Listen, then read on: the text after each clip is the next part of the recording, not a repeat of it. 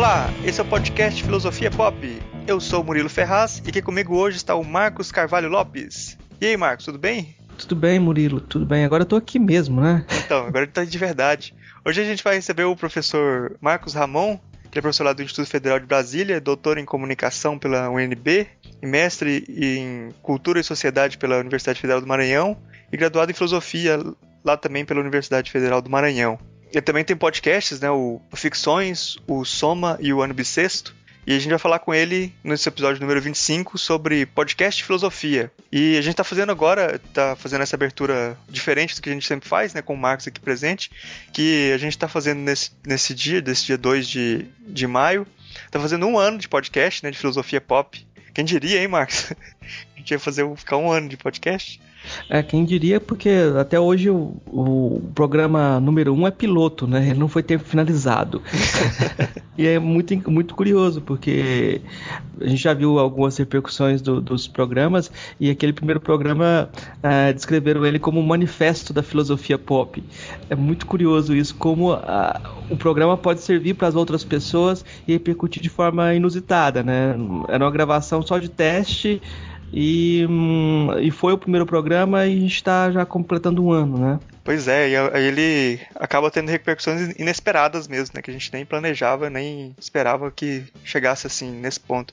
E a gente aqui nesse 1 ano na comemoração de 1 ano de podcast, a gente resolveu fazer um projeto aqui no Catarse, o projeto para transcrição dos 25 primeiros episódios do Filosofia Pop, desses episódios todos desse primeiro ano, né? Quem quiser acessar aí, tá no catarse.me/filosofiapop-transcrição. A gente vai deixar o link aí no post para o pessoal poder contribuir aí com o projeto, né? Que é de transcrever todos esses 25 primeiros episódios. A gente vai deixar a transcrição disponível para download nos episódios. E também pode surgir depois algum livro, né? Que a gente vai reunir o material aí, selecionar e tem que trabalhar também nele, né? No texto depois.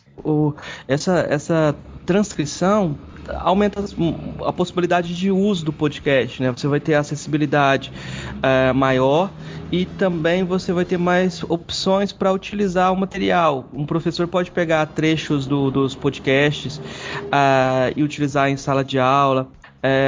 De qualquer forma, a transcrição ela mantém todos os vícios de fala, as excitações e inclusive alguns pequenos deslizes que acontecem invariavelmente na oralidade, né?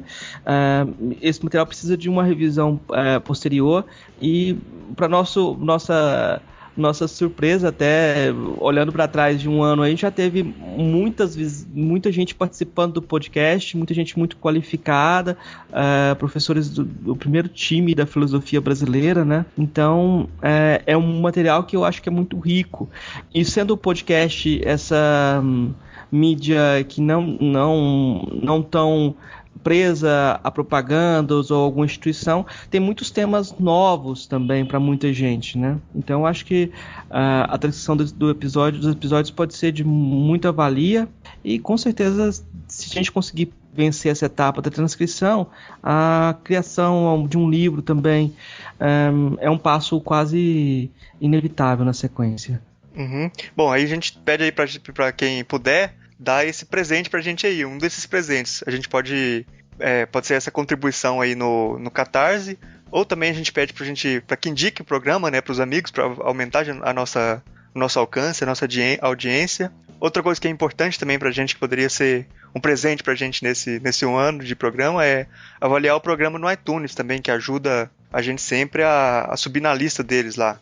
E, bom, eu acho que a contribuição ali que a gente colocou, a mínima é de R$10, né? Aí com essa contribuição a gente vai colocar o nome de quem contribuiu, vai ler no programa aqui, em alguns programas a gente vai dividir, né, em alguns programas, que vai ser, espera que seja muita gente, né, dividir nesses programas, colocar no site também, colocar um agradecimento para essas pessoas de contribuir com esse projeto da gente aí de fazer essa transcrição. E tem uma segunda também categoria de recompensas que é de R$30, que a gente vai mandar um adesivo do Filosofia Pop, assim, é uma recompensa simbólica, né? Não é o adesivo não vale os R$ 30, não é um adesivo grande, gigante e bem trabalhado, mas é uma recompensa simbólica que a gente vai disponibilizar para essas pessoas que fizeram uma contribuição maior aí com a gente para ajudar nesse projeto. O Filosofia Pop não tem fins lucrativos, na verdade, a gente tem feito o trabalho convidando as pessoas participam também com boa vontade, às vezes dispondo mais do que o tempo só que você escuta ela, porque muitas vezes as pessoas têm que esperar, ou às vezes a gravação não dá certo e remarca. Então essa disponibilidade das pessoas já é uma marca de uma solidariedade em torno desse projeto que a gente espera continuar e tentar produzir outras coisas para dar oportunidade para mais gente ter acesso a esse material, né? Uhum. Também a gente fala, como você mesmo falou aí, que não é um projeto com fins lucrativos, né? A gente está pedindo essa contribuição, esse apoio nesse projeto, para disponibilizar a transcrição. Mas se o valor for ultrapassar o valor que a gente estimou ali que vai gastar, ou se a gente conseguir gastar menos, o valor que sobrar que for arrecadado, a gente vai usar para fazer um livro, né, do Filosofia Pop, vai começar a fazer, porque vai precisar de revisão, vai precisar de várias coisas, até com a editora tem que gastar algum dinheiro, né? Então já vai servir para isso, né? O que sobrar se sobrar algum dinheiro da transcrição. E outra coisa também é que a gente tem uma média hoje de 4.500 ouvintes. Se 10% dos ouvintes contribuir com R$ 10, a gente já consegue bater a meta, né? Então, assim, não precisa a gente tá pedindo pro pessoal contribuir aí, quem puder, mas quem não puder também, se puder só divulgar o projeto, puder avaliar o programa no iTunes, a gente mesmo com 10% de contribuição do pessoal aí, a gente já consegue bater essa meta e viabilizar esse projeto aí pro pessoal. Eu acho importante tanto para essa disponibilização do material escrito para trabalhos, como você disse, né, usar em sala de aula, quanto para ter uma acessibilidade maior para as pessoas com deficiência auditiva, né? Poder acessar o programa também, né, o conteúdo. O conteúdo fica cada vez mais rico e, como você disse aí, ao invés de dar presente pro ouvinte, a gente tá pedindo presente, né? Mas o aniversário é nosso. O aniversário é nosso. É uma publicidade um pouco diferente que a gente usa, né? Mas é isso. Vamos ver o que a gente consegue com esse projeto, mas espero que o resultado seja bacana, porque nós merecemos, né? Então. Acho que o trabalho merece. Acho que tem muita gente que apoia o nosso trabalho e gosta do nosso trabalho, e acho que a gente vai conseguir bater essa meta aí. Tomara que consiga. Bom, e quem quiser falar com a gente também sobre o projeto, dar alguma dica, fazer alguma crítica também, a gente tem os nossos canais de comunicação, que é o Twitter, que é o Filosofia _pop. Pode procurar no Twitter lá, Filosofia Pop, que você vai encontrar. O Facebook é o podcast Filosofia Pop, tudo junto. E o e-mail é contato@filosofiapop.com.br. E também a gente tem que falar sobre esse tema que a gente escolheu hoje, né? Que a gente escolheu para comemorar esse 1 ano de programa, falar sobre podcast filosofia, né?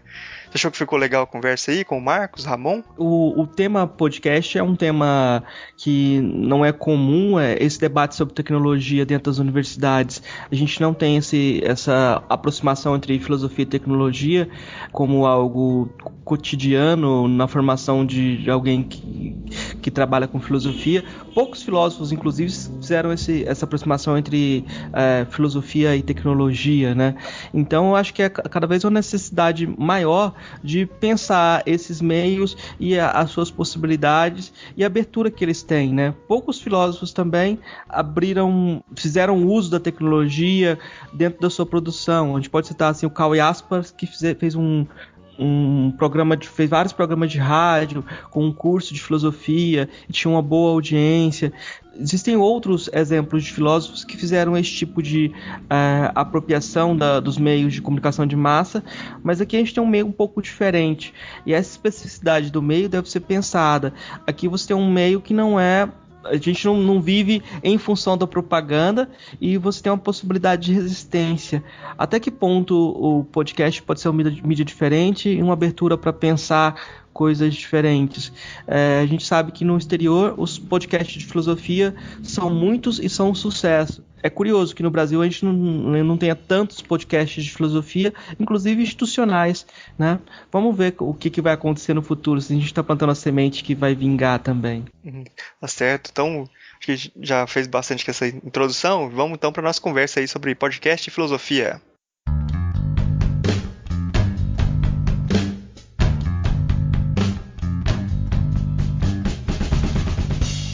gente recebe, direto de Brasília, o Marcos Ramon, professor do Instituto Federal de Brasília. Ele é doutor em comunicação pela Universidade de Brasília, mestre em cultura e sociedade pela Universidade Federal do Maranhão. Ele também fez a graduação em filosofia lá na Universidade Federal do Maranhão. Possui também especialização em leituras e práticas educativas. E também conduz os podcasts Ficções, Soma e Ano Bissexto. Gostaria de pedir para você se apresentar aí pro pessoal, para quem não te conhece, saber quem você é, com quem você trabalha. Legal, então, primeiro agradecer o convite de vocês para participar do Filosofia Pop. Acho que você falou mais ou menos tudo aí. Eu sou professor no Instituto Federal de Brasília aqui desde 2010. Na verdade, eu sou maranhense, né? Sou de São Luís. E eu vim para cá por conta desse concurso. Lá eu trabalhei, na época, no antigo Cefet, que agora lá é o Instituto Federal também. E trabalhei também no Colégio Universitário da Federal do Maranhão. Foi quando eu fiz o concurso para cá. Na época eu estava terminando o mestrado. E eu fiz, assim, como você falou, eu fiz a graduação em filosofia, mas o meu mestrado foi em cultura porque lá na Federal do Maranhão não tinha, na época, acho que não tem ainda, mestrado em filosofia. E aí tinha esse programa interdisciplinar em cultura e sociedade, eu fiz o mestrado lá. Quando eu vim para cá, para Brasília, eu estava faltando só a dissertação, e aí eu terminei a dissertação e deu ideia de fazer logo, quis fazer logo, né, emendar e fazer logo doutorado. E aqui na UNB não tem doutorado em filosofia, tem mestrado só. E eu acabei fazendo na comunicação, e por isso que a minha formação é meio cada coisa em uma área, né? Muita gente olha e acha estranho, assim, pô, você é professor de filosofia, doutorado em comunicação, mestrado interdisciplinar, mas foi meio por esse caminho. E o podcast foi uma coisa, na verdade, bem aleatória, mas acho que a gente vai falar meio no caminho aí, né? Mas a chegada do podcast foi uma outra coisa, assim, meio como um desdobramento nem tanto do trabalho, mas mais de um interesse particular. Bom, a nossa conversa de hoje vai ser sobre podcast e filosofia, e eu já gostaria de começar perguntando para o Marcos Ramon, por que fazer podcast sobre filosofia? Então, aí eu acho que eu vou um pouco nessa... Como chegou o podcast pra mim, né? Então eu descobri podcast assim bem tarde assim, né? Em relação a quando começou a ser produzido, como quando começou a ser produzido inclusive aqui no Brasil, né? Então acho que era final de 2013, eu lendo algum blog e alguém indicava o podcast Escriba Café. E foi o primeiro podcast que eu ouvi, foi esse. E daí eu fui procurando outros podcasts e tudo, e eu gostei da ideia, eu achei interessante, né? Ainda é, e na época era também, a maioria dos podcasts de entretenimento, falando de cultura pop, que eu também gosto. Mas eu achava interessante, me faltava essa coisa de fazer e de ouvir um podcast sobre filosofia, e na época, em português, eu não conhecia nenhum. Eu acabei ouvindo um em inglês que chama Philosophy Bites, e eu ouvia outros podcasts que tinham alguma coisa assim de filosofia, né? Então, Radiolab tem alguma coisa assim também. O podcast do Benjamin Walker, que é o Theory of Everything, também tem uma coisa assim de discute algumas questões filosóficas e tal, né? Mas eu não tinha um podcast de filosofia. Pelo menos eu não conhecia na época, né? E aí alguém me indicou e eu ouvi o Anticast na época, que não é um podcast de filosofia, mas eles tratavam muito de filosofia, trato ainda, né? Então, e aí deu um estalo assim de fazer um podcast eu mesmo. E na verdade foi mais assim uma tentativa de produzir um tipo de conhecimento, de deixar algo assim. Eu sempre tive essa coisa com a internet, né? De deixar um trabalho, além do meu trabalho acadêmico, deixar um trabalho disponível para as pessoas, uma coisa livre, assim, fora dessa discussão acadêmica, né? E desse fato de que quase ninguém consegue acessar determinadas questões que estão nesse ambiente, né? Então a internet para mim sempre foi uma possibilidade de ter contato com mais gente e levar algum tipo de reflexão, alguma coisa nesse sentido, fazer uma troca também de conhecimentos. E fazer podcast sobre filosofia me veio como uma possibilidade de realizar isso. A filosofia na sala de aula tem todo um contexto, a filosofia como pesquisa tem um outro contexto também, e a filosofia dentro do podcast ela ganha uma liberdade de ação, de possibilidade de reflexão que eu acho que é interessante. E daí veio, assim, para mim, esse porquê fazer podcast de filosofia, né? Teve um pouco dessa inquietação e dessa necessidade de conversar com mais gente que não as pessoas no ambiente de aula e não as pessoas no ambiente acadêmico. Foi um pouco por esse caminho, sim. Que bom que a gente está com o Marcos Salmão, porque a gente já tinha sido cobrado, a sua presença vem sendo cobrada há muito tempo, desde que a gente começou a fazer o podcast. Vou fazer uma pergunta reacionária, né? Aquela pergunta reacionária que é bem comum para quem trabalha com meios tecnológicos e filosofia, né? Quando a gente pensa no podcast, você tem essa possibilidade de que a pessoa escute sozinha e ela escolhe aquilo que ela quer ouvir. E isso a diferença da cultura de massa tradicional, que impõe para a pessoa o que ela vai escutar, etc.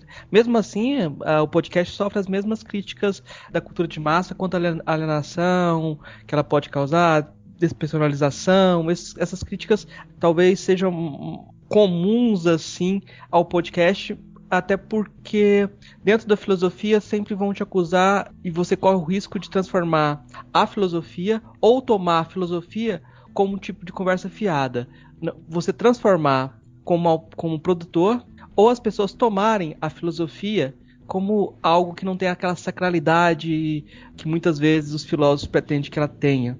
Como você vê essas críticas, que é uma crítica geral, à popularização e à tecnologia? Então, eu acho que esse é um pouco do motivo pelo qual, dentro do Ficções, que é o primeiro podcast que eu comecei a fazer, eu decidi não fazer um podcast de filosofia no sentido mais tradicional, assim, de trabalhar temas da filosofia. Então, até agora, para o final, assim, para os episódios do meio para cá, eu tenho feito alguns episódios que eu vou em alguns conceitos, alguma coisa desse tipo. Mas no início a ideia era ser um podcast sobre o cotidiano, à luz da filosofia, digamos assim, né? Que era um pouco para eu me liberar desse possível problema.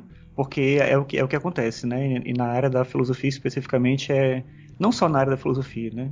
Eu fiz, como eu falei, o doutorado na comunicação e lá também tem uma discussão desse tipo, assim, quem pode falar, quem está autorizado a falar, né? De quem é esse assunto, né? Então tem um pouco dessa questão. E o podcast ele enfrenta esse problema, como você falou, né? Se todo mundo pode falar e falar do que quiser, parece muito conversa de bar e as pessoas opinam sobre qualquer coisa. Então eu quando comecei justamente tinha esse receio. Mas desenvolvendo o podcast, eu acabei percebendo que isso não é necessariamente ruim, assim. Eu estou falando bem de opinião mesmo, né? Eu acho que tem uma possibilidade interessante aí desse pensar mais livre, que é, de certa maneira, também uma possibilidade da filosofia. Às vezes, quando a gente acaba sendo muito fechado em relação a quem pode falar, quem pode usar mão, né, da questão filosófica ou fazer uso do discurso, a gente acaba impedindo um processo do filosofar, não necessariamente do conhecimento teórico sobre autores, conceitos, períodos, mas do processo do filosofar. E eu acho que o podcast, na troca com outras pessoas, na troca, né, de reflexões, de conhecimentos, ele permite muito isso, né, que aconteça ali um processo de diálogo que ele é bem rico. E eu acho que isso é bem próprio da filosofia.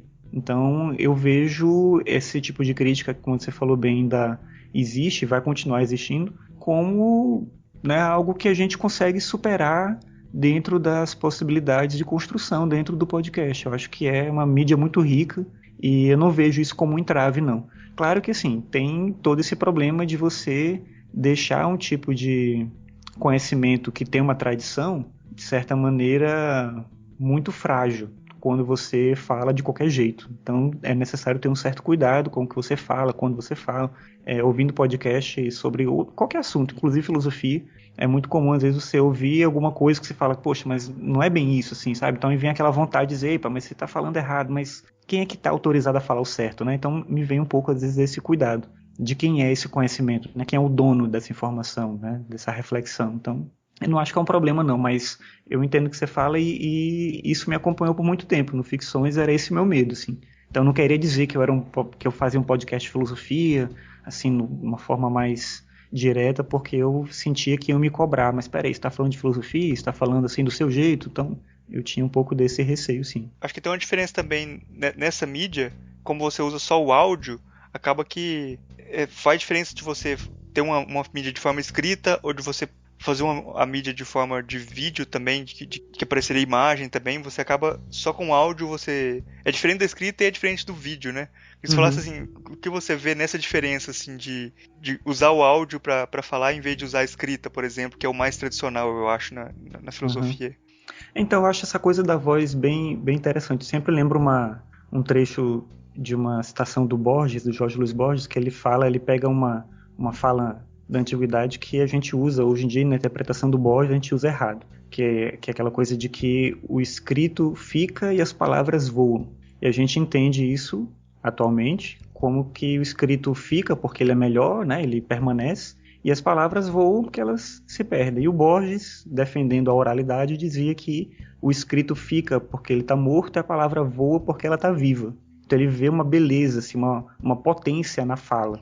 E, de certa maneira, eu acho que o podcast, diferente do texto, por exemplo, ele permite isso. O texto, né, me vinculando aí a essa tradição do Borges, acho que o texto, ele tá meio parado ali, você tem que dar uma entonação para ele, e às vezes você pode não chegar naquele sentido do autor. E aí, com a fala, você tem uma possibilidade de construção e de passar uma certa emoção, de passar uma certa entonação, e isso traz um ganho do ponto de vista da reflexão muito forte, porque a gente é muito ainda assim, a gente perdeu um pouco isso, né, da tradição oral, mas é uma marca que está presente no ser humano, né, da fala, do ouvir, e a gente hoje cada vez menos escuta, todo mundo quer falar, né? Então a internet, inclusive, é um pouco desse espaço. Todo mundo escreve sobre qualquer coisa, replica qualquer informação. E eu acho que a gente parar para ouvir alguém falar sobre algum assunto e falar com cuidado, falar com responsabilidade, é um ganho imenso, assim. Então o podcast para mim é um pouco isso. É o momento que eu paro para ouvir alguém que eu confio, assim, né? Então, quando eu conheço um podcast e eu me apego a ele, é porque eu digo assim, poxa, eu confio no que essas pessoas falam e eu quero parar para ouvir. E o fato de eu não poder interromper elas e ficar fazendo pergunta e, né, colocando outra possibilidade, me ajuda a, de certa maneira, compreender melhor o que eles falam. Eu acho isso uma possibilidade bem rica, eu acho que isso que a gente ganha com a filosofia no podcast. Esse caminho da fala, e que no texto ele se perde um pouco. Claro, tem uma outra beleza do texto, né? Isso não desmerece de forma alguma a boa escrita, mas eu acho que a fala e a oralidade ganha muito em alguns aspectos, e ter uma mídia que traz isso com tanta força como é o podcast, eu acho que é bem positivo, principalmente para reflexão filosófica. Você escuta, uma pergunta assim, você escuta seu próprio podcast? Porque é uma coisa curiosa, assim, para filosofia. Quando a gente pensa nos eventos filosóficos, geralmente você tem as pessoas lendo os próprios textos, né? E as pessoas abaixam a cabeça e começam a ler. Primeiro ela fala qual é o tema do trabalho, e quando ela tá falando com a plateia, ela tá no momento de interação total. Aí ela abaixa a cabeça e passa por um momento que a voz dela toma um tom universal, porque ela tá lendo um texto, e o texto teria essa universalidade. De repente ela se escuta e percebe problemas e dialoga um pouquinho com a plateia, mas logo volta pro texto, né?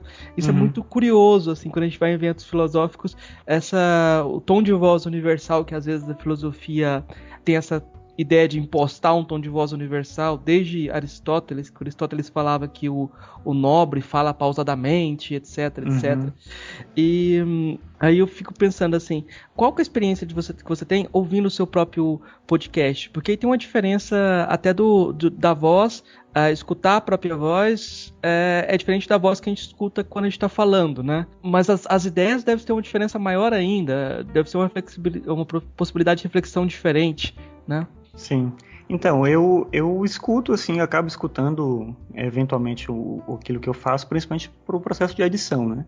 Então eu escuto minimamente uma vez para editar, mas isso no caso dos episódios mais recentes, né? Os primeiros episódios que eu gravei, até porque eu não sabia bem como gravar, eu gravava tudo meio no automático e o jeito que eu falava era o jeito que ficava. Então, esses episódios eu acabava não ouvindo de novo. E assim, eu tenho... É curioso isso, né? Eu gosto de fazer podcast, eu quero continuar fazendo, eu tenho vontade de fazer, eu acho legal, eu divulgo, falo para as pessoas ouvirem e tudo, mas eu fico um pouco envergonhado do tipo de coisa que tem no podcast, né? Então eu pensando assim, se alguém for ouvir, falar, deixa eu ouvir com você, que eu falo, não, cara, que é isso, né? Não quero não. Então, porque eu tenho um pouco dessa coisa de não achar que de repente a qualidade do áudio é legal e tudo, então, e tem a ver com essa coisa da voz também, né? Do se ouvir, né, e do fazer uma outra reflexão sobre aquilo que você falou. Então, alguns episódios que eu gravo, eu faço um roteiro, alguns eu cheguei até a ler, mas assim, ficou muito mecânico, eu parei de fazer isso. Então depois eu faço alguns tópicos assim e falo, mas eu acabo não ouvindo de novo. De vez em quando eu pego algum antigo por algum motivo, assim, que eu vou indicar para alguma turma, que eu uso muito isso também, né.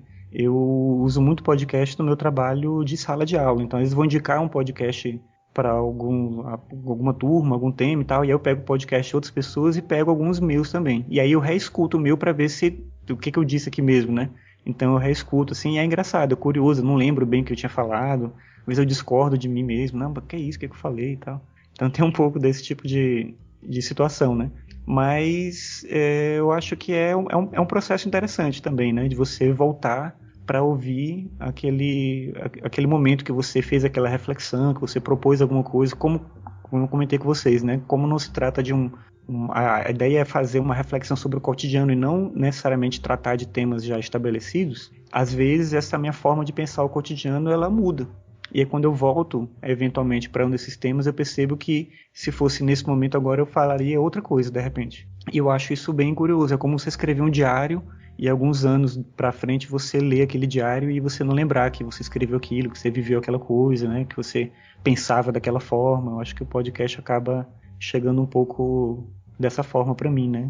Do tipo de trabalho que eu faço, pelo menos. E o seu podcast que você grava tem a diferença do nosso aqui, que é um podcast que você grava sozinho, né? Você falando o texto. E aqui nosso aqui tem uma coisa que eu acho que também, nessa parte de filosofia, como a gente sempre traz pessoas que são da área, tem uma diferença do texto e da comunicação, eu acho também, né, de filosofia, que a gente às vezes coloca as pessoas numa certa enrascada, né? Que o cara vem pra falar sobre um tema, ele tem uma certa linha de pensamento e aí a gente faz uma pergunta não prevista pro cara, né? E põe numa certa enrascada que eu acho que, assim, filosoficamente é um pouco interessante também, né? Essa parte. Não, isso é muito bom, porque eu acho que é justamente o que você está falando, né? Você tem um ganho no diálogo, né?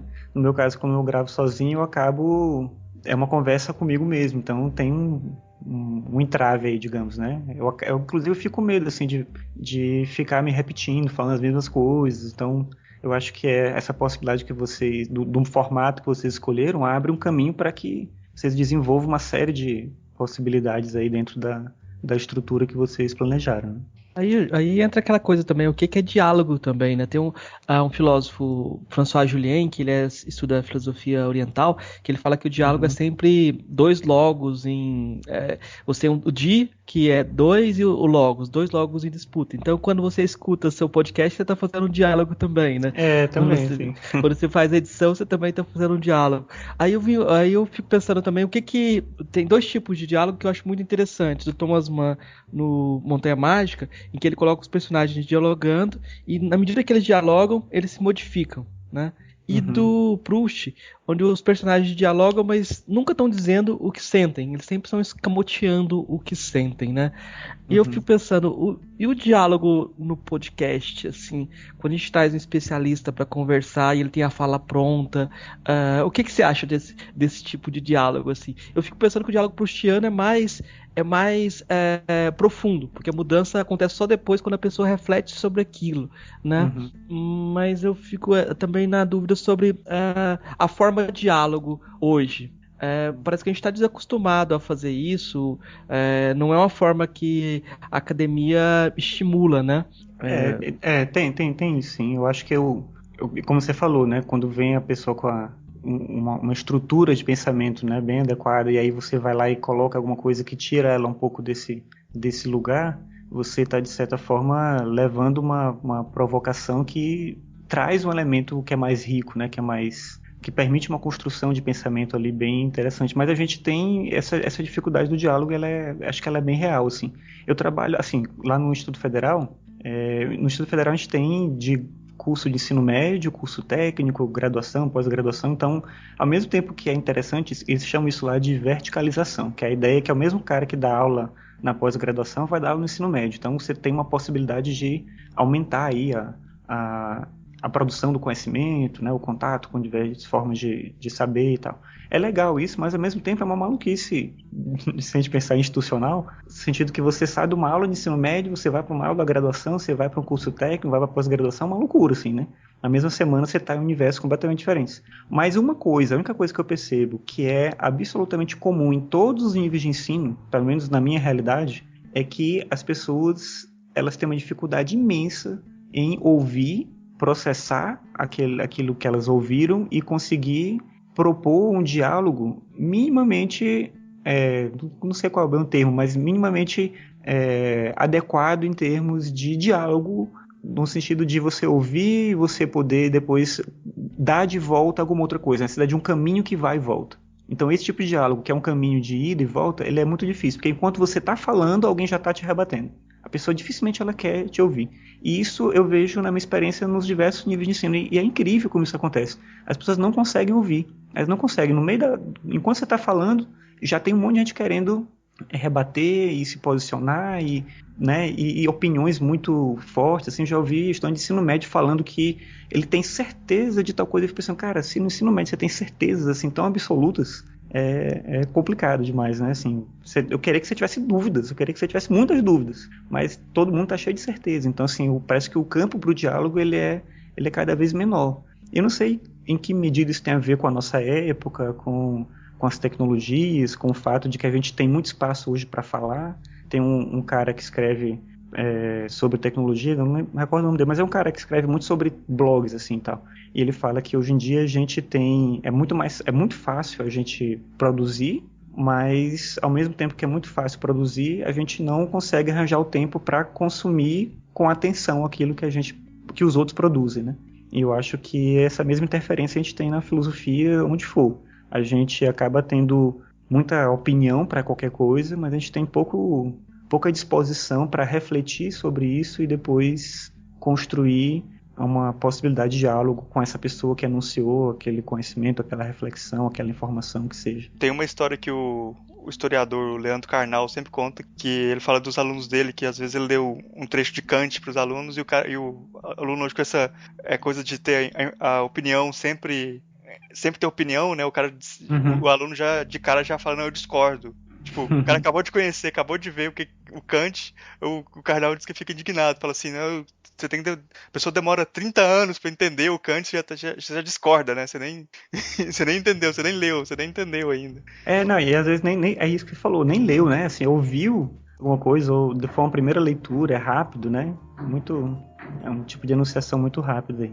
Aí, tipo, só pra continuar nesse tema, talvez, que eu acho interessante, eu acho que tem uma diferença entre que o pessoal torna homogênea, que não deveria ser, entre fala autorizada e fala autoritária, né?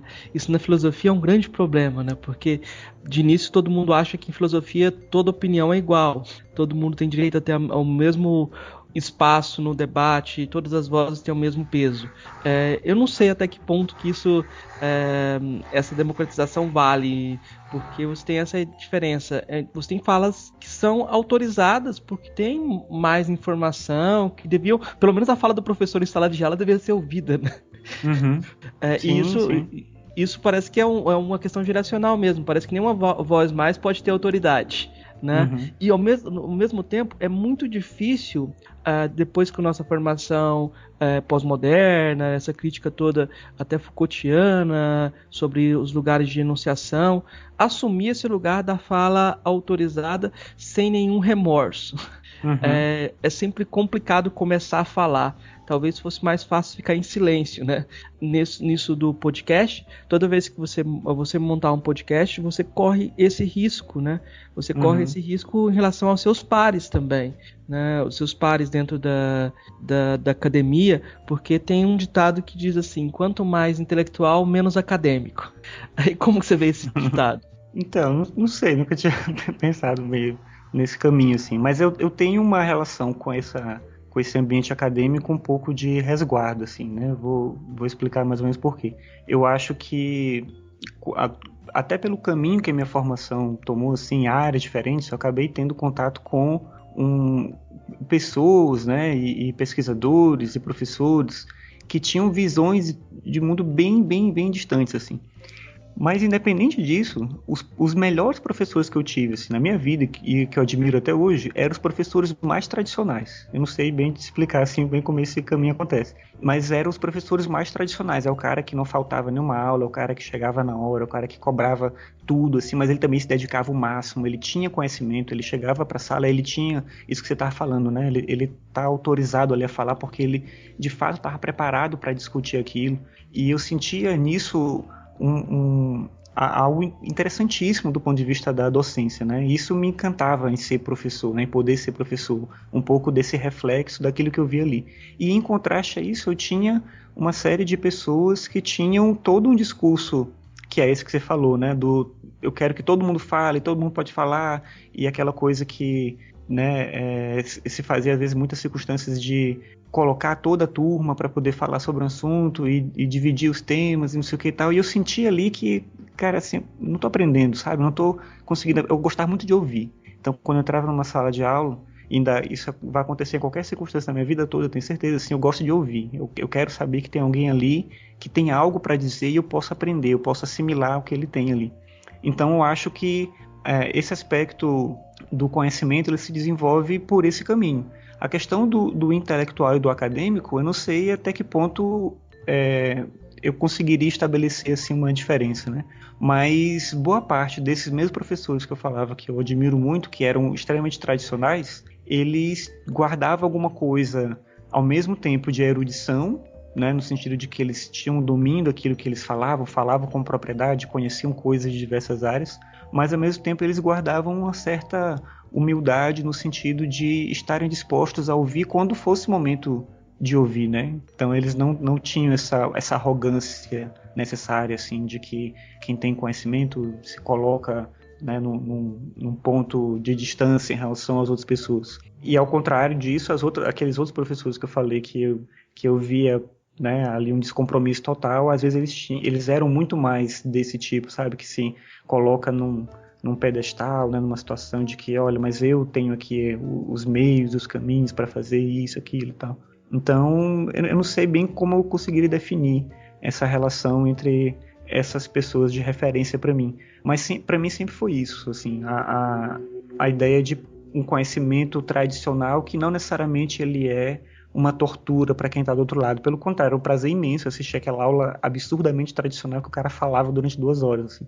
E todo mundo adorava aquilo, né? Porque você percebia que tinha alguém realmente com propriedade para falar. E do outro lado, uma aula que pretende ser dinâmica, em que todo mundo participa, todo mundo fala e termina ali e você parece que não saiu do lugar, sabe? Você não chegou a lugar nenhum. Então, e tinha um autoritarismo velado nesse processo, né? De que todo mundo fala. Porque também todo mundo é obrigado a falar. E todo mundo é obrigado a falar, né? Qual meio que o sentido desse propósito, né? Dessa proposta. Então eu não via muito ganho nesse caminho. Mudando de novo para a parte da mídia do podcast, tem uma coisa de qualquer mídia, eu acho também, que é a questão de como vai ser financiado isso. Uhum. Tem muita gente que tem mais trabalho para fazer, sempre tem algum gasto de produção e tal, e aí tem algumas pessoas dentro do podcast que fazem propagandas e tal, mas tem umas que têm uma certa resistência.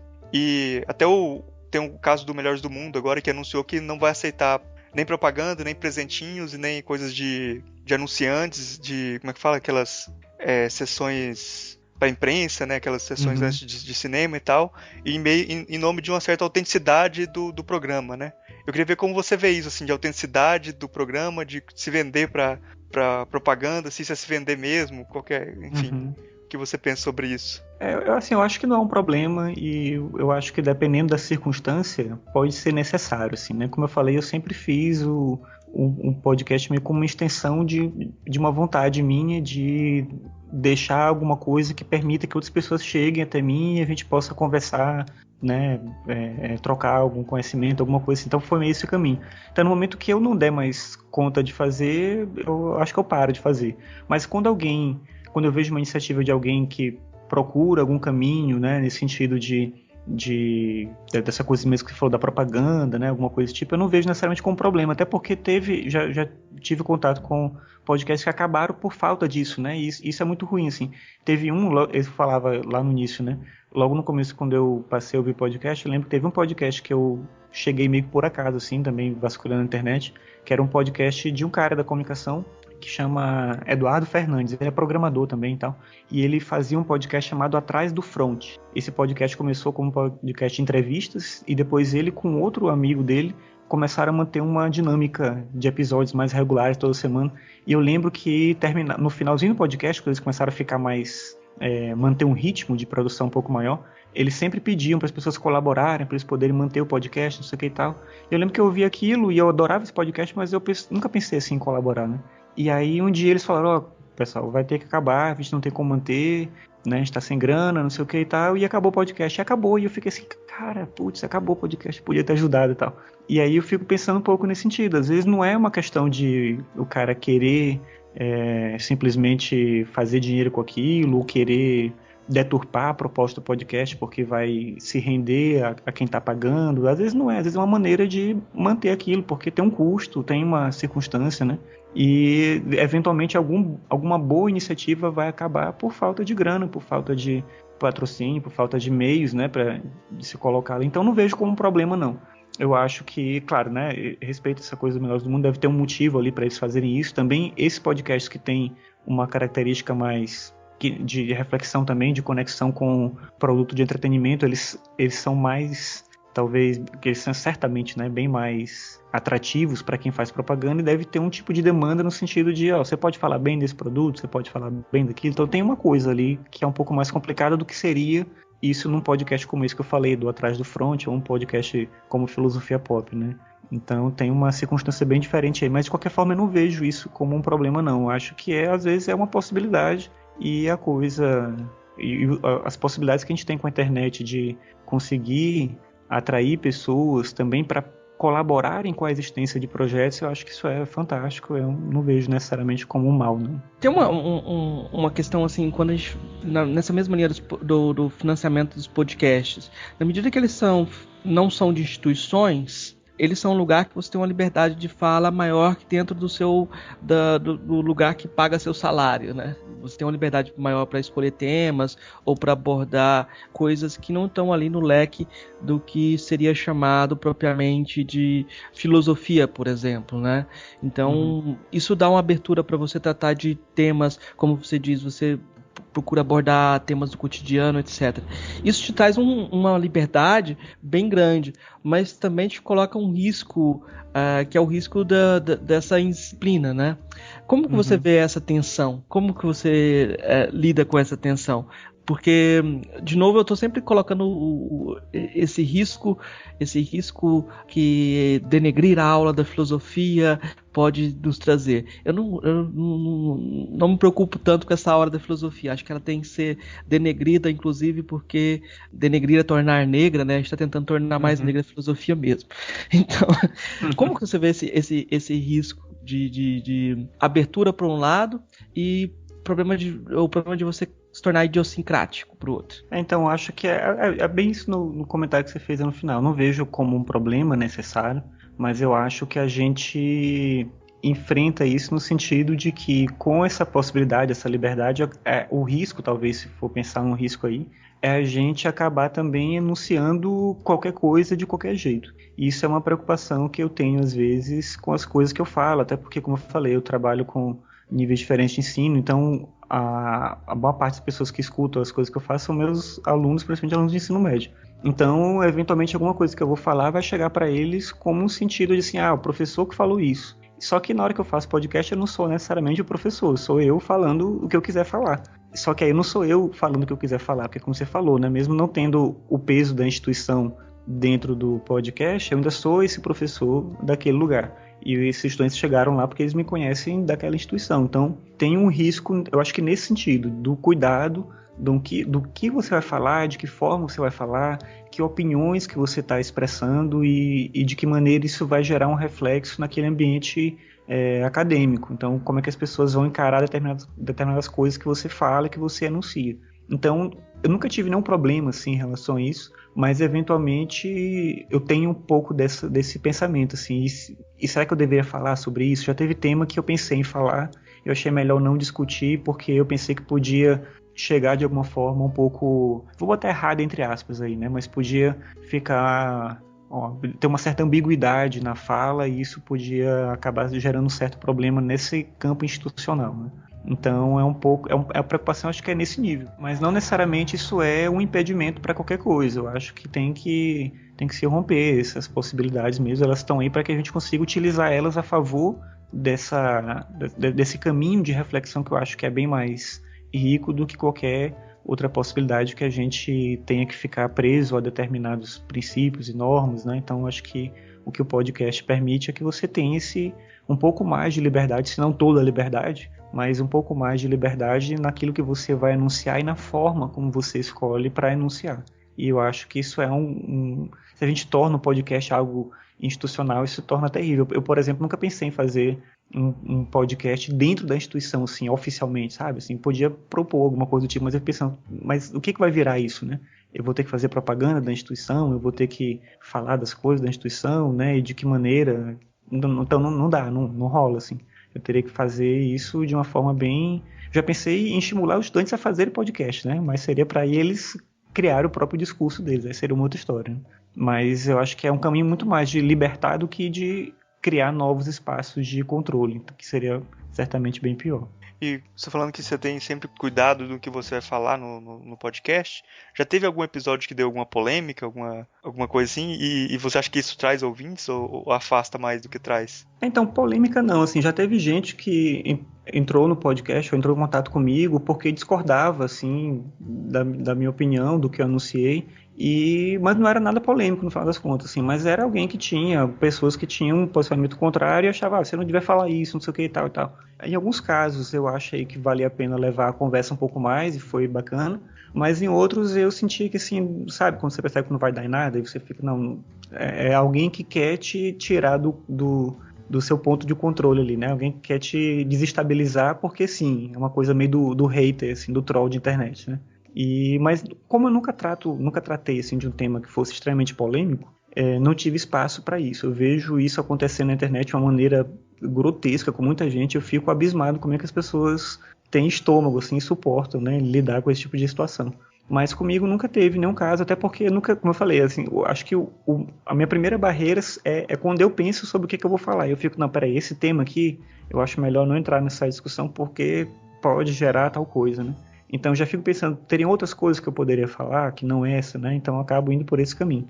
E no caso dos podcasts é um pouco isso que eu tento fazer, né? Como é um espaço que para mim é um espaço de extremo prazer, assim, de vontade, né, de fazer, de algo que eu quero, né, propor e ouvir alguma coisa em troca e tal, e eu fico um pouco nessa expectativa de saber como isso vai chegar nas pessoas. Eu prefiro não chegar nesse ponto em que eu vou atrair raiva e vou atrair discurso de ódio, essas coisas, né? Então, mas isso não quer dizer que não tenham temas que não precisem ser discutidos, claro, né? Mas é porque às vezes eu mesmo não me sinto à vontade para discutir. Num espaço acadêmico isso já aconteceu várias vezes, né? Mas dentro do podcast, não. No podcast eu acho que também não tive, assim, só que é curioso só um negócio que dentro da academia já aconteceu em artigos que identificam os filósofos que querem popularizar a filosofia, me citaram dentro desses filósofos que querem degenerar a filosofia. Uhum. Aí o cara lia um artigo meu, e um do Charles Feitosa, e um de outros autores, e deduzia que todos nós ajudávamos o biopoder e não abríamos espaço para a crítica Foucaultiana da subjetividade e etc. Eu fiquei pensando, por que o cara não leu o artigo que eu escrevi sobre Foucault também? Uhum, sim. Tipo... É muito fácil selecionar o que você quer atacar, né? Sem ter esse cuidado, né? Então, é difícil. Se a conclusão que se quer chegar é que Foucault é melhor do que esses autores que estão tentando trabalhar com uma perspectiva mais popular de filosofia, é uma crítica banal, né? Tipo, aí eu pensei que a melhor resposta que eu podia dar é ouvir a gaiola das popozudas do Adnet, ó catedrático, vamos discutir Foucault, né? Tipo, a única resposta que eu poderia dar, né? Então você tem uma situação de falso diálogo também, como você disse. Às vezes você vai ouvir o outro, mas não é para ouvir o outro. Isso pode acontecer dentro da própria academia, como nesse caso, um artigo acadêmico, que eu acho que não cabe resposta, mas na internet talvez seja o mais comum. A pessoa quer só aparecer, né? Ela quer ser reconhecida como alguém e te procura para isso. Nesse sentido assim de sociedade do espetáculo também, né? Onde aparecer é mais importante que qualquer coisa, né? Mais importante que até o tipo de discurso que você está colocando. Eu fico com medo do seguinte, Marcos. Quando a gente trata de temas que são às vezes acadêmicos, a gente fez alguns primeiros programas até sobre alguns filósofos, o grande medo é aquele de que a pessoa escute e não leia, né? Ela escuta Sim. e a escuta é o suficiente, né? Ou ela tem esses saber de audição e que a leitura fique para trás. Como que você vê isso? De novo eu fazendo o reacionário, né? Não, eu acho que é bem importante a gente conseguir, de certa maneira, também utilizar o podcast como um incentivo, uma possibilidade à descoberta de outras coisas, né? Então, acho que isso acontece com todo mundo, né? Ouvindo mesmo o Filosofia Pop, uma série de coisas, de leituras que eu não imaginava, elas chegaram para mim, né? E isso é interessantíssimo do podcast, né? Claro que nem todo mundo vai adotar esse mesmo caminho, né? Talvez algumas pessoas peguem a fala como o suficiente e repliquem aquela fala como se elas tivessem tido contato de fato com aqueles autores, tivessem lido, se apropriado daquele conhecimento. Isso é um problema, porque é importante que essas pessoas elas cheguem num outro ponto, né? Então, às vezes, porque eu apresento um tema de determinada maneira, eu não quero que alguém replique isso como se fosse uma verdade. Não é minha intenção de maneira alguma. Mas eu quero dar um estímulo para que essa pessoa pesquise outras coisas, leia outros autores, ou leia os autores que eu estou citando também para ver se aquilo que eu falo de fato é coerente com a leitura que ela vai fazer, né? Entendendo que essa verdade ela não está estabelecida, ela não tem um ponto em que a gente pode olhar para ela e dizer, opa, é isso aqui, basta falar e repetir à vontade que é isso. Então eu quero, na verdade, o contrário, né? Eu quero, com o podcast, permitir que as pessoas consigam ter um ponto de contato com outras formas de saber, outras formas de conhecimento, né? Questionem, né? E aí esse questionamento, ele não é exatamente aquilo que a gente falava antes lá do troll, do hater, não é isso. Mas é o questionamento no sentido de, peraí, mas será que é isso mesmo? Eu li esse autor e eu achei que é uma outra coisa. Isso é rico, isso é uma possibilidade boa, né, do podcast, de permitir que esse caminho do conhecimento ele continue em processo. E às vezes a gente perde isso e de forma intensa em todo o ambiente, né? Mesmo no ambiente acadêmico a gente tem um pouco disso também, que é o fato de você ficar replicando informações, né? E ficar replicando comentadores sem ir nos autores, né? De fato, enfrentar aquele texto, seja ele mais difícil, complicado, denso ou não. E no podcast ele não é para ser isso, né? Se eventualmente ele é assim para alguém, talvez seja um pouco de relação com a forma como a pessoa já tem contato com conhecimento em outros ambientes, mas ouvindo os podcasts que eu tenho mais apreço, assim, eu não sinto isso da parte de ninguém, sabe? Da pessoa estar pretensamente anunciando uma verdade e te desautorizando a ir buscar outras fontes, outras possibilidades de conhecimento. Pelo contrário, o que eu entendo é justamente isso, né? Olha, a gente está apresentando aqui uma forma de pensar e de refletir sobre esse tema, mas tomara que você encontre outros caminhos aí, outros discursos, né, e leia por você mesmo e chegue às suas conclusões, e isso eu acho que é uma coisa bem positiva. E o podcast ele pode ser, se a gente pensar em termos de mídia mesmo, de alcance, pode ser um caminho maravilhoso para levar as pessoas a ter contato com filosofia, com literatura, com cinema, com uma série de coisas que estão para além dessa mídia mais padronizada e acessível a que todo mundo tem acesso. Então, não é um problema, não é ruim você assistir a série que todo mundo assiste, assistir ao filme que todo mundo assiste, ler o livro que todo mundo está lendo, não tem nenhum problema nisso. Mas é importantíssimo a gente conseguir chegar em outras coisas, conseguir ter acesso a outras leituras, a outros filmes, né, a outras formas de reflexão, ter contato com outras áreas do conhecimento. Isso é fantástico, assim. E eu acho que o podcast é um caminho maravilhoso para isso, né? Pensando que tem podcast sobre qualquer assunto, a gente pode chegar a compreender e ter uma forma de conhecer coisas que, dependendo só da leitura e da conexão de uma leitura com outra, a gente demoraria demais, assim. Então, de forma alguma, para mim, o podcast substitui ou impede que as pessoas acessem de forma mais intensa a literatura, a leitura filosófica, ou qualquer coisa do tipo, né? Pelo contrário, para mim, eu vejo sempre como um estímulo. Eu já vou falando que eu não leio nada. Acho que a gente já esgotou aqui mais ou menos a pauta, né? Eu acho que eu tinha que falar alguma coisa sobre cognição estendida. Uma questão também que sempre vem, que quando novas tecnologias te dão novas possibilidades de conhecimento, ampliação de conhecimento. E quando fala do podcast, essa possibilidade de você escutar alguém ou escutar algo geralmente associam o podcast a essas novas formas de tecnologia que estendem a cognição, fazem com que você tenha mais possibilidade de conhecimento, né? Junto com o celular, com certeza o celular daqui a um tempo as pessoas vão fazer teses sobre o que a presença do smartphone representou na mudança como a gente percebe o mundo, como a gente se conecta com os outros, assim. Nesse aspecto mais de mudança cognitiva, como que você vê essa transformação que o podcast traz junto com outros meios? Por exemplo, hoje você está na sala de aula, você fala qualquer coisa, o aluno te rebate. Eu acabei de ver no Google que não é bem assim. Uhum. Né? Como você vê o podcast nesse sentido de cognição estendida, né? Você acha que realmente é por aí? É uma espécie de prótese que a gente pode usar? Então, eu acho que tem um problema, às vezes, nesse tipo de reflexão, quando ela vê só um lado, né? Quando ela olha só para um lado. Na minha pesquisa de doutorado, eu estudei colaboração online. Então, esse era o meu tema. Então, o Clay Shirky, que é o cara que escreveu um livro que chama Lá Vem Todo Mundo, ele é um defensor ferrenho, assim, das novas tecnologias em relação a essa ideia, essa possibilidade da gente ter esse conhecimento coletivo sendo produzido em larga escala. Então a internet ela permite isso, né? Que você consiga gerenciar conhecimento, organizar conhecimento com muita gente simultaneamente.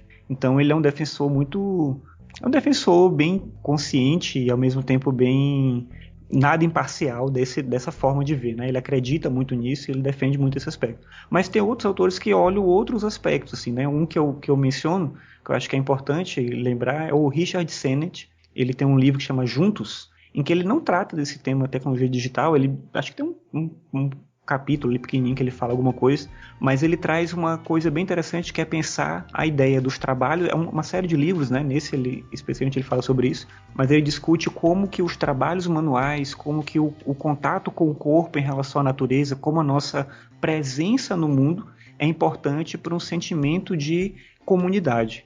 E na interpretação dele, com a internet a gente ganha no sentido das possibilidades tecnológicas que permitem que a gente produza conhecimento em larga escala, mas perdendo essa conexão com o fazer, com o manual, com o trabalho, com a experiência física da própria natureza, a gente acaba perdendo também um senso de comunidade mais apurado. Isso gera uma perda da empatia e, consequentemente, uma dificuldade de relacionamento com outras pessoas. Então, teria esse outro lado, né? A gente está ganhando em possibilidades técnicas, mas a gente está perdendo habilidades essenciais no ponto de vista da relação com o outro, do olhar do outro, né? Da presença, do contato, do próprio, essa menção, né, dele do fazer, da experiência. Então eu acho que tem esse problema aí.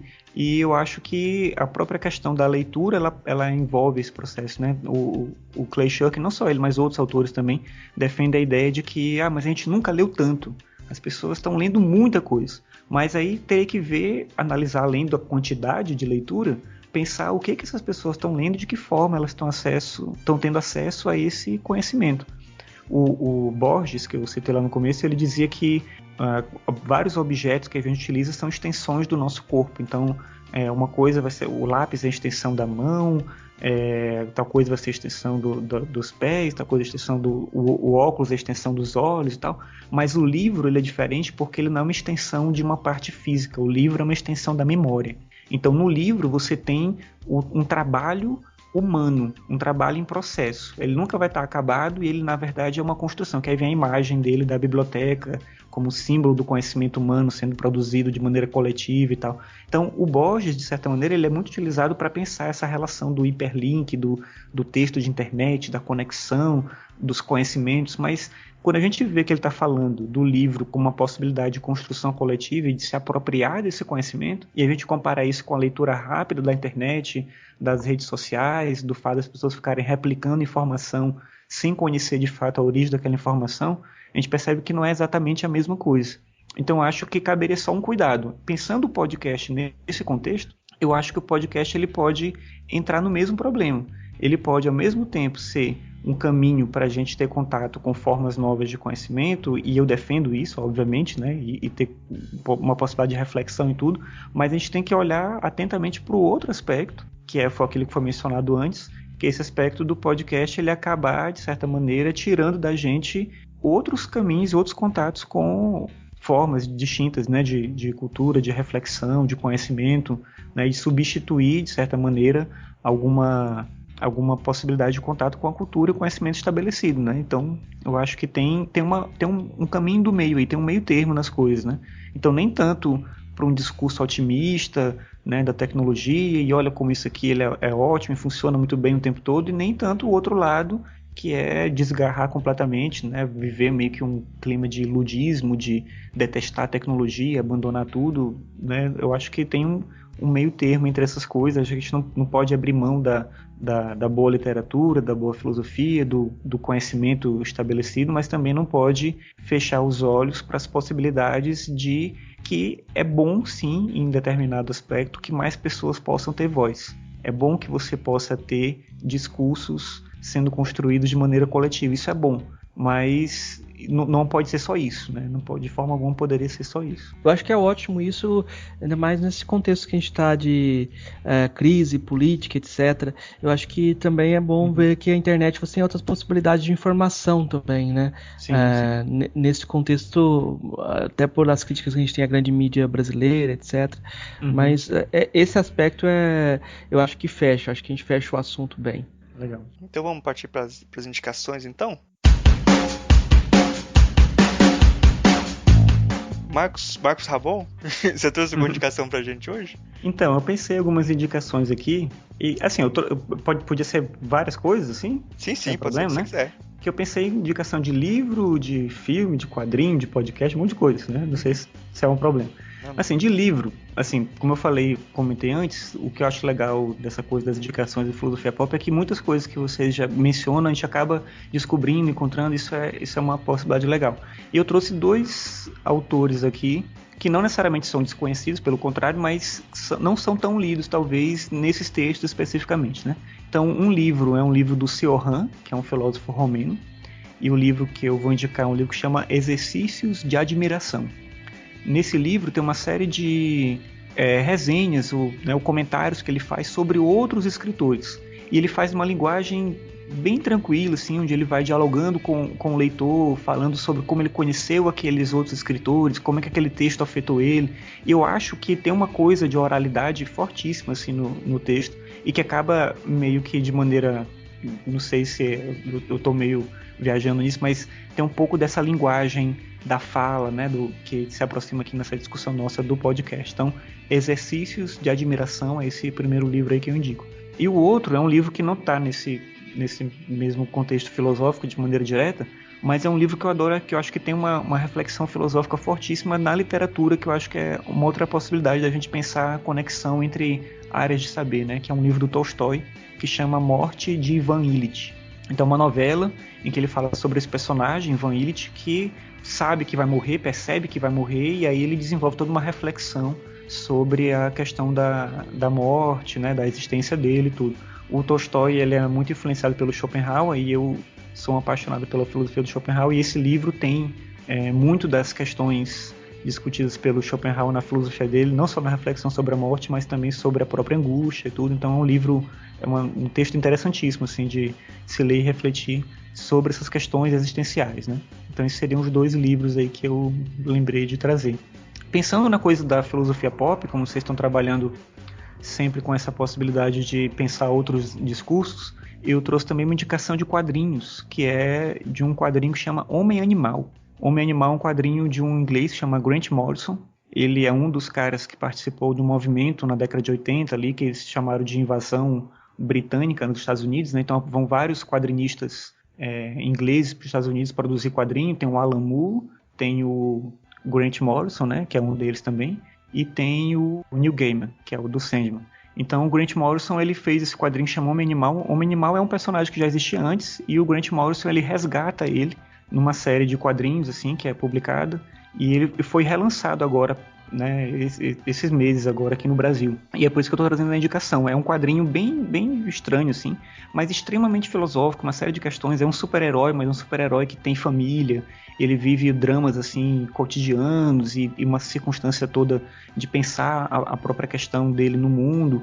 Tem toda uma questão de metalinguagem com o personagem, né, e a percepção dele dentro da história. Então, enfim, é uma coisa que eu acho que vale muito a pena e um exemplo, para mim, bem significativo de como os quadrinhos eles podem, e mesmo esses quadrinhos de heróis, podem ser bem mais profundos e reflexivos do que aparentemente as pessoas assim têm uma impressão, né? Existe ainda um tipo de preconceito muito forte com o quadrinho, e eu acho que os quadrinhos trazem também essa possibilidade de reflexão filosófica bem forte, assim. Bem, o filme. Eu trouxe um filme para indicar, que é um filme que no Brasil a versão dele ficou como A Excêntrica Família de Antônia, mas o título original é só Antônia. E então é um filme holandês, no final da década de 90, e ele fala de uma família, no caso uma mulher que volta, né, ela não é casada, ela tem uma filha, ela volta para casa depois da Segunda Guerra Mundial, e ela vai enfrentar as circunstâncias daquela comunidade, que é bem tradicional ainda e tudo, e é uma mulher não casada, com uma filha, e tem toda uma questão ali de feminismo que é discutido, mas também essas questões existenciais são colocadas, né? Então ali se trabalha uma série de reflexões filosóficas sobre a percepção das pessoas naquela comunidade, sobre os valores, o papel da religião na vida deles. Enfim, é um filme bem bonito, assim, eu acho que vale muito como reflexão filosófica também, que é A Excêntrica Família de Antônio. E aí eu trouxe algumas indicações de podcasts que eu acho que tem essa pegada assim, filosófica. Eu trouxe indicação de 2 podcasts, um é o Cronologia do Acaso. Cronologia do Acaso é um podcast de cinema independente. Ele é feito pelo Emerson Teixeira e ele tem, apesar de não ser um podcast de filosofia, mas o Emerson ele sempre traz uma série de reflexões, uma série de ponderações sobre o filme, né? E ele tem uma vivência com o cinema fortíssima, ele tem uma habilidade também com a fala bem interessante, assim. Eu acho que é um podcast que ele encanta, assim, desde a primeira audição. Não só pela qualidade dos temas que ele aborda, mas principalmente pelo comprometimento que ele tem com aquilo que ele fala. Você percebe alguém ali falando de coração, né, que entende o que está falando, que tem essa conexão com o cinema. É bem emocionante, assim. Eu acho que isso tem muito de uma possibilidade filosófica no sentido do encanto mesmo, né, do fato de você trazer a admiração, né, e colocar isso como um ímpeto para a possibilidade filosófica. E o Cronologia do Acaso tem isso. E o outro podcast, que é o último aqui, que é uma última indicação, é um podcast que chama Ninguém. Ele é feito pelo Mal Hernandes. E o Mal Hernandes ele é brasileiro, mas ele mora no Japão. E ele faz esse podcast meio numa linha de storytelling, em que ele entrevista pessoas e conta a história delas lá no Japão. E disso sai também coisas interessantíssimas, assim, que você não espera. Assim. Então ele tem um quê de questão filosófica também, de pensar sobre determinados temas com cuidado, de resgatar determinados conceitos da vida das pessoas e tentar entender o que significa aquilo, o que significa saudade, o que significa amizade, o que significa o cuidado do outro. Então tem uma série de temas ali que ele resgata e que, sem querer ser filosófico, digamos assim, ele acaba entrando nesse campo da discussão sobre aquele tema e sobre aquelas ponderações existenciais, né? Então é um outro podcast aí que eu indico. Cronologia do Acaso eu não conhecia não. Ninguém é sensacional, eu já conhecia já. Sim, muito esse podcast bom. Muito bom. Marcos Carvalho Lopes, trouxe alguma indicação pra gente? Uma indicação de um livro do Hubert Dreyfus, A Internet, que eu acho bem legal também, porque trata dessa questão da internet a partir de uma perspectiva heideggeriana. Um outro livro seria Um Tono de Filosofia, do Stanley Cavell. Tem em inglês, eu tenho ele em espanhol. Aí é o cara todo sempre falando sobre essa questão do tom de voz da filosofia, né? Dessa perspectiva do universal. E a grande parada dele é como na filosofia a gente esconde qualquer aspecto autobiográfico, né? Como um filósofo pode desprender-se da sua biografia. Na verdade ele não pode, né? Então a voz traz ele de volta. Aí sobre essa questão da voz, aí eu queria indicar um filme chamado Shirin, que é de um diretor iraniano, Abbas Kiarostami. É um filme meio experimental, para quem quiser assistir, é uma coisa legal para pensar essa questão da voz, ou o que ela provoca, a relação entre voz e imagem, né? Porque nesse filme o Kiarostami pegou e filmou todas as pessoas. Eu vou contar a história do filme antes. Acho que não é bem a história do filme. Eu vou contar só a produção dele, como ele é produzido. Então, só pra. Talvez acabe com o efeito, mas é por isso que eu tô indicando. Ele filmou todas as pessoas paradas num plano só, dentro de sem nenhuma linguagem, né? Ele filmou as pessoas paradas e depois ele incluiu o áudio no fundo, narrando uma história. E na medida que narrava a história, ele mudava o rosto das pessoas. O que acontece é que a gente vai vendo o filme e vai ouvindo a narrativa e tenta intuitivamente ligar o rosto das pessoas com a narrativa que a gente está ouvindo. Delegar emoções que depois a gente fica sabendo que elas não tinham naquele momento, né? Pra gente ver o que a voz provoca, né? O que a voz é capaz. O que as narrativas são capazes também, né? Então são essas as indicações hoje. Bom, a gente tá chegando aqui no final do programa. Queria agradecer muito aí o Marcos Ramon pela presença e abrir espaço aqui pra você falar também, fazer a divulgação do seu trabalho, que tem os livros seus aí que você tá lançando, você lançou também, né? Então, eu vou falar primeiro dos podcasts que eu faço. Eu tenho Ficções, que é esse podcast sobre filosofia, e eu tenho uma outra proposta de podcast agora, que é o Ano Bissexto, que é uma ideia maluca, que eu tô quase arrependido, que é de fazer um episódio de podcast por dia.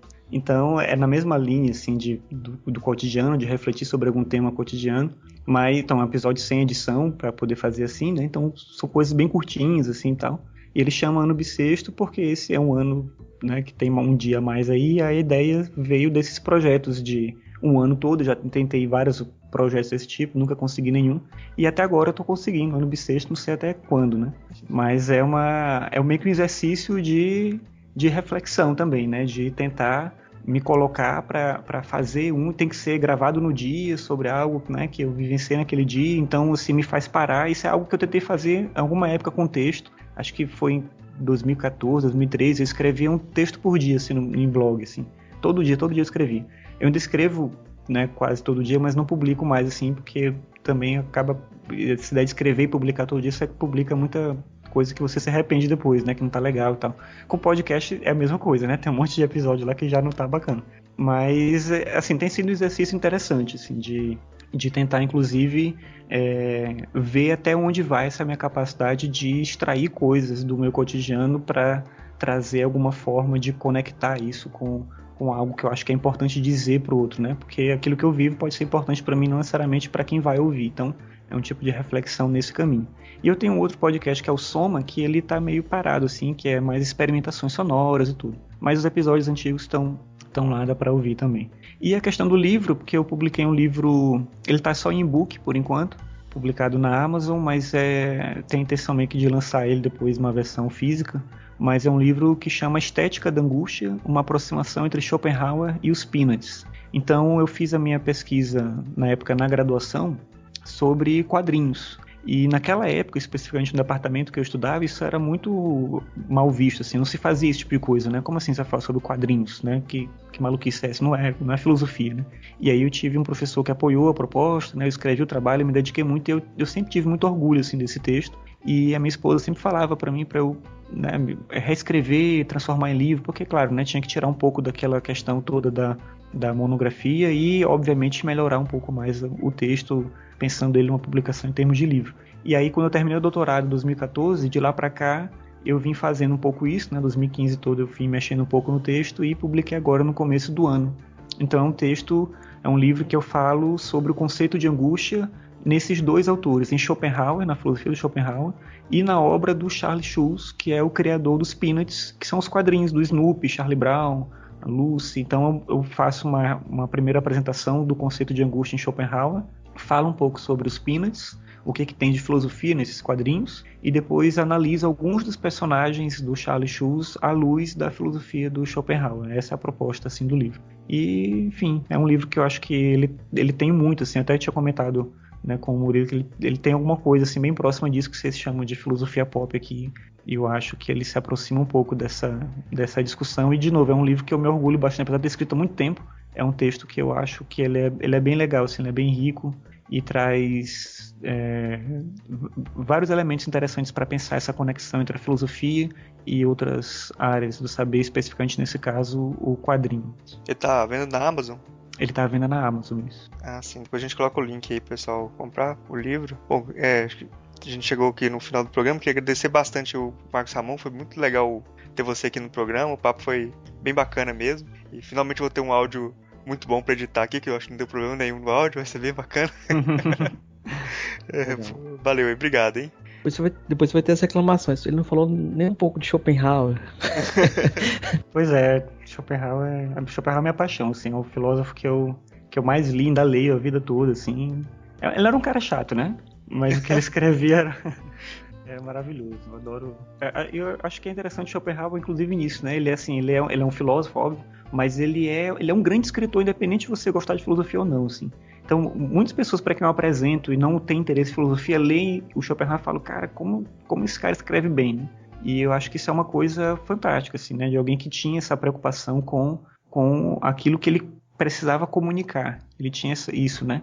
Naquele Sobre Livros e Leitura, que é um texto dele, ele fala isso, né? Ele diz, quem tem alguma coisa para dizer, deve dizer com clareza. E ele fazia isso com ele mesmo, né? Essa tentativa de escrever da maneira mais agradável possível para atrair o leitor. Então ele era além de ser um filósofo com ideias que eu acho que são bem interessantes, ele tinha esse aspecto de ser um grande escritor, de estar imbuído de literatura, né? Então acho que isso é... E não por acaso ele acabou sendo mais lido e conhecido por artistas do que talvez até por filósofos por muito tempo, né? Influenciou mais artistas do que o Thomas Mann, que você falou, né? O Tolstói, o próprio Borges. Ele influenciou uma série de artistas, de músicos, mais até do que Machado de Assis, é muito influenciado pelo Schopenhauer, Augusto dos Anjos, enfim, né? Ele tem uma influência muito grande na literatura por conta desse viés da escrita mesmo que ele tem, né? Enfim, mas aí de repente fica para um outro momento. Tem uma coisa interessante que eu só lembrei quando o pessoal falou, o Marcos Ramon é especialista em Schopenhauer, eu lembrei que uma coisa do Cornel West, porque o Cornel West diz que discutiu com os diretores do Matrix, né, antes, e eles tinham muito conhecimento de Schopenhauer, e faziam uma ligação entre Schopenhauer e Matrix, como se tivesse ali dentro uma resposta pragmatista do William James a Schopenhauer, como se o William James fosse uma reação a Schopenhauer. O William James com essa ideia de que se eu quero acreditar, eu tenho que ter o direito de acreditar. Né? Seria uma resposta a Schopenhauer. Eu acho interessante a possibilidade de abordagem também. Sim, né? sim. Depois você volta aqui pra fazer outro programa com a gente faz sobre Schopenhauer, né? Eu acho que vai ser Beleza, um programa já bem pedido aí, já muita gente já pediu, e eu acho que vai ser bem bacana ter você de volta a falar sobre Schopenhauer. Legal, eu ia adorar, sem dúvida. Valeu, então obrigado aí demais pela sua presença. Não, valeu, eu que agradeço o convite, muito, muito obrigado mesmo. Peço para você que está ouvindo comentar no nosso site, o filosofiapop.com.br. A participação de vocês é muito importante, é o que dá força para a gente continuar o nosso trabalho. Se você quiser, pode mandar também um e-mail para contato@filosofiapop.com.br. Lá no site a gente coloca todas as referências citadas aqui no episódio e também os links para as nossas redes sociais e página no Facebook. Se você quiser ajudar a gente, você pode compartilhar os episódios com os amigos e também avaliar no iTunes. Isso ajuda muito a gente subir na classificação deles e trazer muitos mais ouvintes. Obrigado a todos e daqui a 2 semanas a gente está de volta. Nas ondas do rádio, no submundo, repouso o repulso e deve despertar.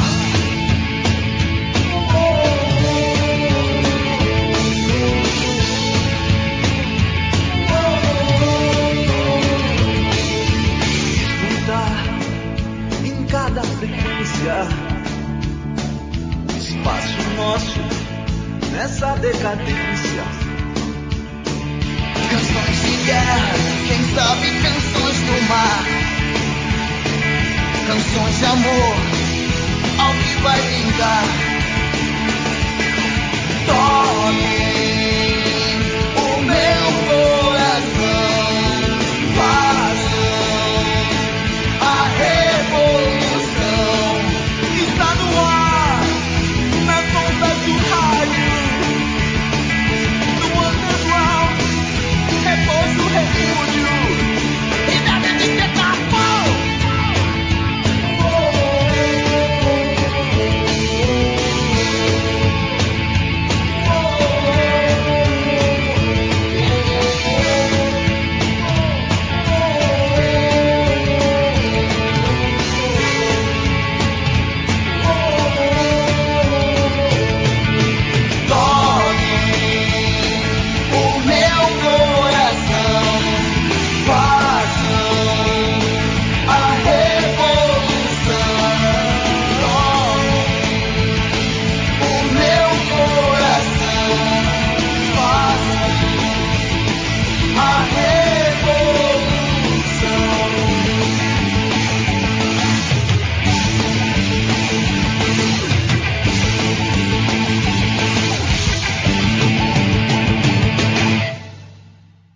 catarse.me/filosofiapop-transcrição.